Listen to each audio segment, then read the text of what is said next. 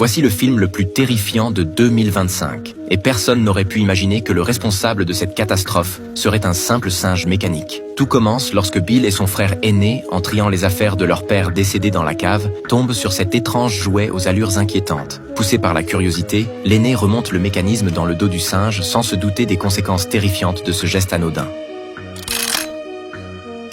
La créature lève alors ses bras, fait tournoyer ses baguettes de tambour avant de s'immobiliser brusquement, et pensant qu'il est cassé, le frère le lance à Bill. Mais c'est précisément à cet instant que le mécanisme infernal se réactive. Leur mère devant faire des heures supplémentaires, c'est la babysitter qui emmène les enfants au restaurant. Et quand Bill ouvre la portière, il découvre avec effroi le singe assis sur la banquette arrière. Croyant à une blague de son frère, il n'y prête guère attention. Mais pendant qu'ils savourent tranquillement leur repas, le jouet réapparaît mystérieusement sur le siège conducteur et commence à jouer du tambour. Bill perçoit alors dans le restaurant ses battements sourds qui le mettent le mal à l'aise, et ses craintes se confirment tragiquement. Dès que le tambour se tait, le drame survient. Le chef cuisinier, voulant impressionner la galerie en jonglant avec ses couteaux, rate son coup et la lame transperce mortellement la babysitter,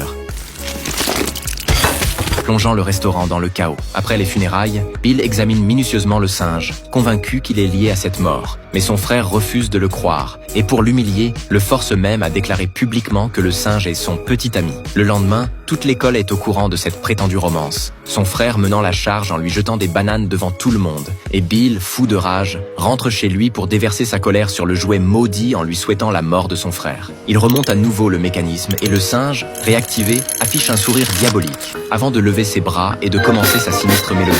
Pendant ce temps, le frère rentre et remarque que leur mère se comporte étrangement. Puis Bill entend ses cris depuis l'étage et comprend enfin que ce jouet tue vraiment, mais de façon aléatoire. Les médecins diagnostiquent un anévrisme rarissime chez la mère, une pathologie qui ne touche qu'une personne sur 10 millions. Mais Bill sait qu'il en est responsable. Terrifié, il tente de détruire le jouet et, coup de hache après coup de hache, voit avec horreur du sang s'écouler des entailles. Mais il continue jusqu'à réduire le singe en morceaux qu'il jette à la poubelle. Les deux frères partent alors vivre chez leur tante dans une autre ville pour prendre un nouveau départ. Mais un soir, l'aîné sent une présence dans l'obscurité devant la télévision et découvre avec stupeur la silhouette familière du singe qui a réapparu dans leur salon. Il accuse Bill de l'avoir apporté, mais celui-ci jure l'avoir détruit et explique que ce jouet est comme la faucheuse incarnée, tuant quelqu'un à chaque tour de clé. Pour prouver la malédiction à son frère incrédule, Bill actionne encore une fois le mécanisme et cette fois, c'est leur oncle qui périt, piétiné à mort par une horde de chevaux sauvages lors d'une sortie camping. Cette tragédie convainc enfin les deux frères de la gravité de la situation. Ils enferment le singe dans un tonneau qu'ils jettent au fond d'un puits abandonné et pendant 10 ans, plus rien d'étrange ne se produit jusqu'à ce jour où leur tranquillité vole à nouveau en éclats.